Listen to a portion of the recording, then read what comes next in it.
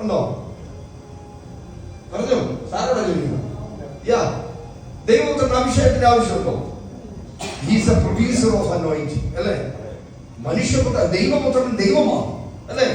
അപ്പൊ ദൈവത്തിന് അഭിഷേകത്തിന്റെ ആവശ്യമുണ്ടോ? അവനിൽ നിന്നല്ലേ അഭിഷേകം ഒഴിയുന്നത്. ഹല്ലേലൂയ. അപ്പോൾ മനുഷ്യപുത്രനാണ് പറയുന്നത്, കർത്താവിന്റെ ആത്മാവ് എന്റെ മേലുണ്ട്, അവൻ എന്നെ അഭിഷേകം ചെയ്യും. ആരാ പറയുന്നത്? ദൈവപുത്രനാണോ പറയുന്നത്? മനുഷ്യപുത്രനാണോ പറയുന്നത്? മനുഷ്യപുത്രനാണ് പറയുന്നത്. ഹല്ലേലൂയ. എന്നാൽ സ്ത്രീയെ നിനക്കും എനിക്കും എന്ത് എന്ന് ചോദിക്കുന്നത് ആരാണ്? ദൈവപുത്രൻ. ഹല്ലേലൂയ. അവിടെ ദൈവമായിട്ടാണ് കർത്താവ് സംസാരിക്കുന്നത്. അതുകൊണ്ടാണ് സ്ത്രീയെ എന്ന് പറയുന്നത്. ദൈവത്തിന് മുമ്പിൽ പറയും സ്ത്രീ തന്നെയാണ്, ദൈവത്തിന്റെ സൃഷ്ടിയാണ് പറയും. ഹല്ലേലൂയ. മനസ്സിലായോ? അപ്പൊ this is what, ഇതാണ് ഈ പെന്തക്കോസ്റ്റൽ ഗോളത്തിന് മനസ്സിലാകാത്ത ഒരു വലിയ സംഭവം. അവർ പറയും യേശു തന്നെ അവഗണിച്ചു കളഞ്ഞു, യേശു തന്നെ സ്ത്രീയെ എന്ന് വിളിച്ചു.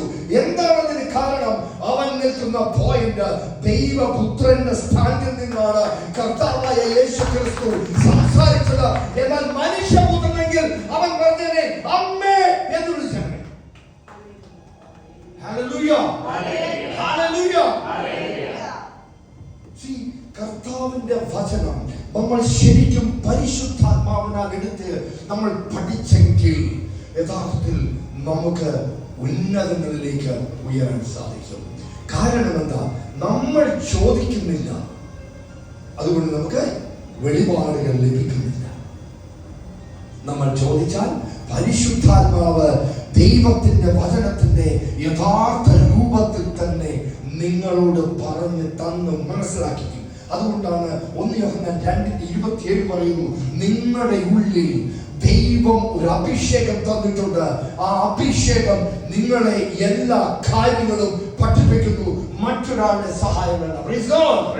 നിന്റെ ഉള്ളിൽ ഒരു അഭിഷേകമുണ്ട്, ആ അഭിഷേകമാണ് നിന്നെ പഠിപ്പിക്കുന്നത്, ആ അഭിഷേകമാണ് നിന്റെ ആത്മീയ കണ്ണുകളെ തുറക്കുന്നത്. ആ ആത്മീയ കണ്ണുകളെ തുറന്നാൽ നീ ദൈവത്തിന്റെ ദർശനം കാണും, നീ സ്വപ്നങ്ങൾ കാണും, നീ അടയാളങ്ങൾ സംഭവിക്കും, അത്ഭുതങ്ങളും അടയാളങ്ങളും നിന്റെ പിന്നാലെ കടന്നു വരും. ഹല്ലേലൂയ.